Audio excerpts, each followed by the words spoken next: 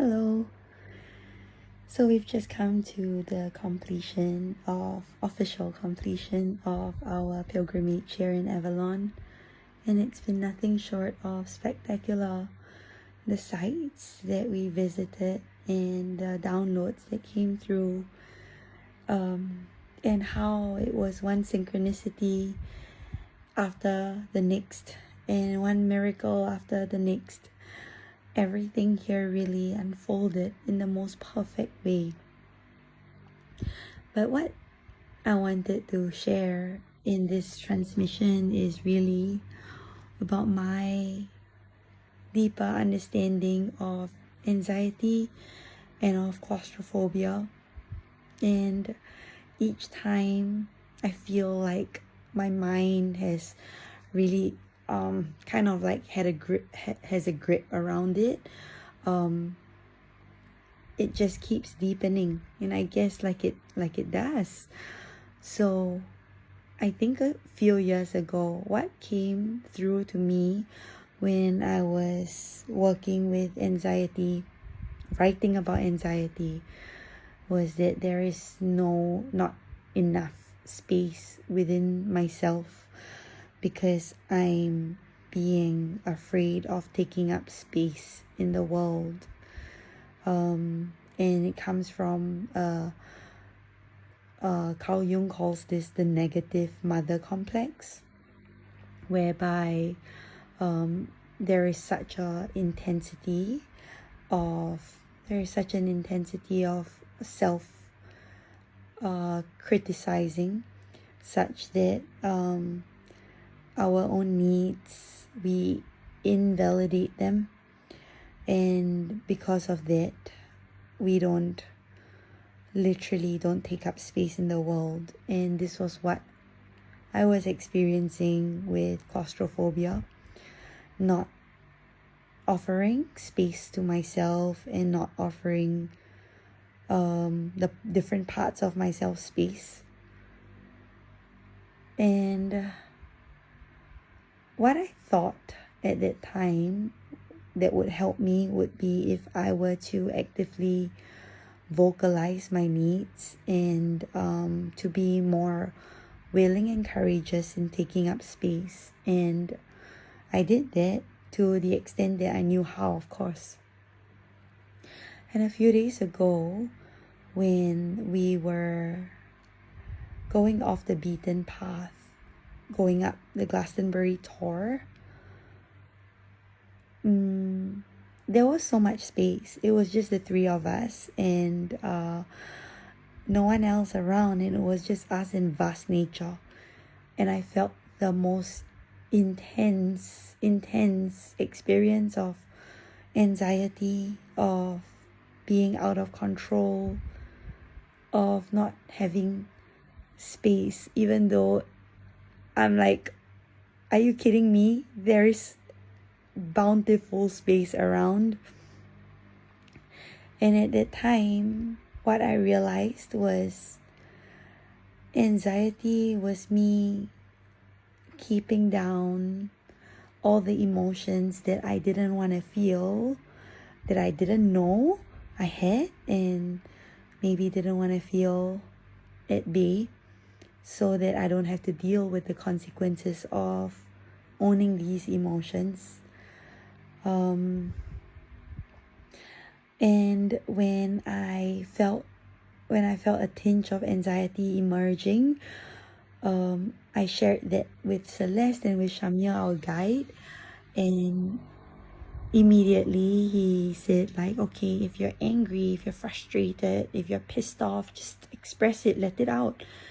And I was like, I'm not angry, I'm not frustrated, I'm scared, I'm anxious. And then they were like, okay, do you want to stop? And I said no, because I wasn't yet at my edge, and I knew that I could go a little further, even though at that time it was present in my field, like, oh, I'm going outside my comfort zone right now. The comfort zone being the man-made path, the steps, and we were threading in wild nettle tall grass, and I didn't know that this would face me until it did. And maybe if it were a different day, maybe if it's a different season of my life, it might not have. But for the perfect reason that day it did, it freaked me out. So I said out loud, I'm outside my comfort zone right now. And I think the moment I admitted that to myself, I couldn't run away from it anymore. It was like, whoosh, the feeling of anxiety just flooded through my entire being. And I started to take off my scarf, peel off my backpack. And I just really wanted to go back to the steps. But what was keeping me trapped was that the steps were really far away, because we have walked quite a fair bit. In the destination we were meant to get to, the Oracle Stone, was a distance away. I could see it, but I also knew like it's a distance away, and it's a whole bunch of tall grass between where I was standing and the Oracle Stone.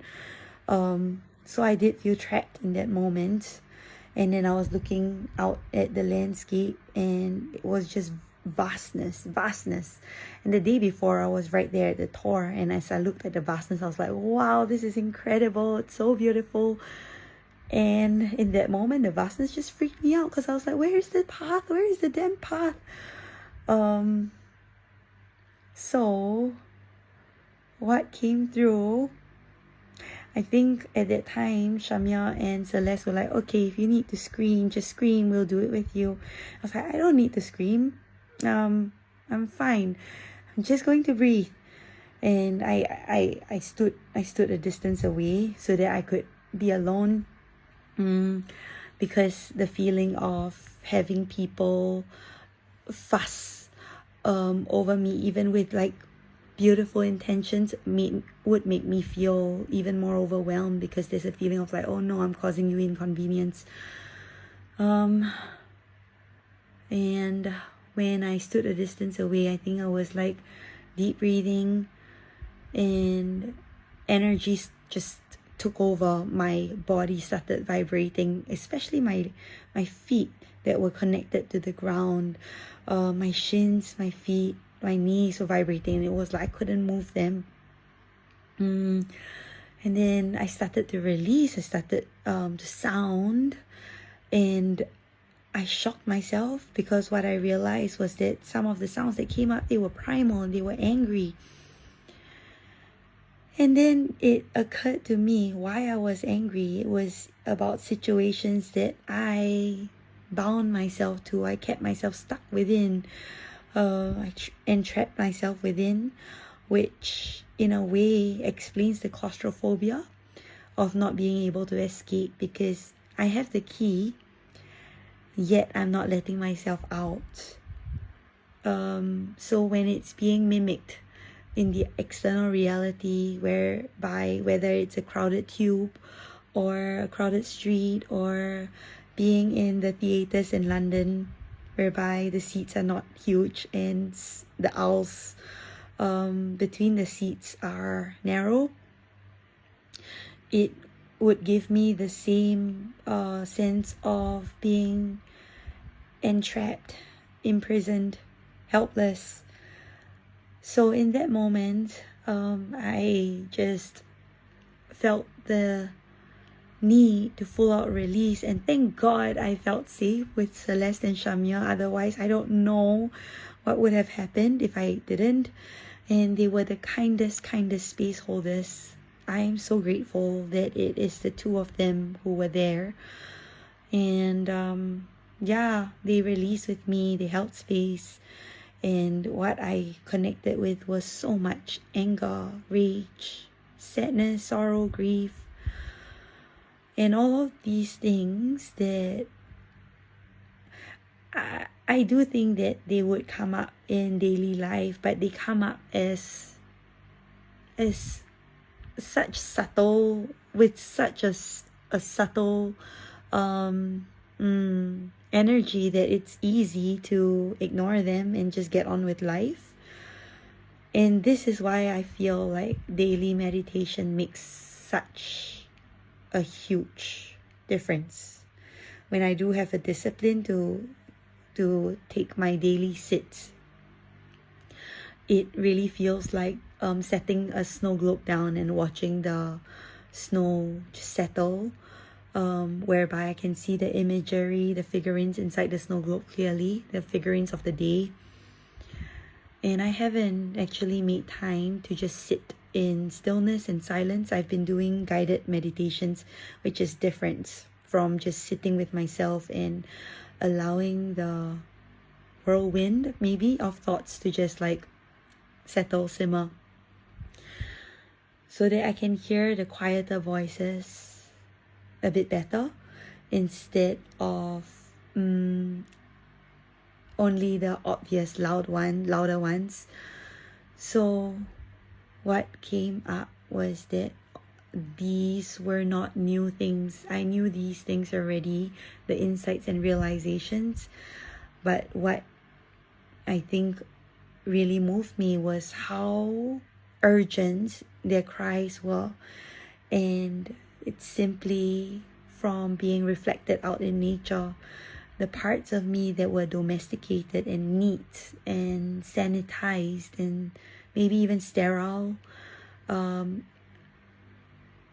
witnessing such a contrast of itself, or maybe a desire within itself for a bit of more truth, more wildness, more untamedness, more primalcy. This was all reflected in nature, in wild nature.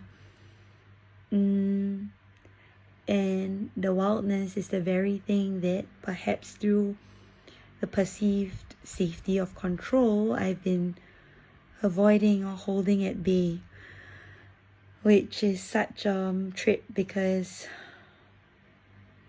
so much of my work, the work that I love doing, the work that I engage in, has to do with meeting our wildness, meeting our darkness.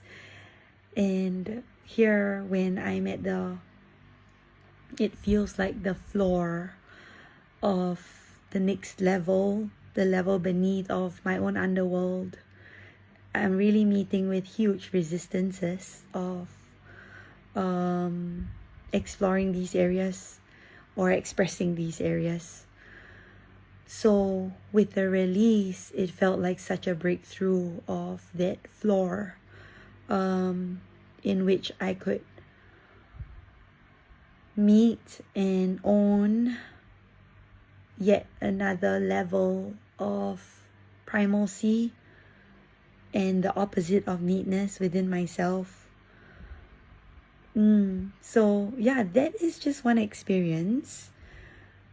And the work would be to really integrate this into the rest of my days, the rest of life that continues to unfold.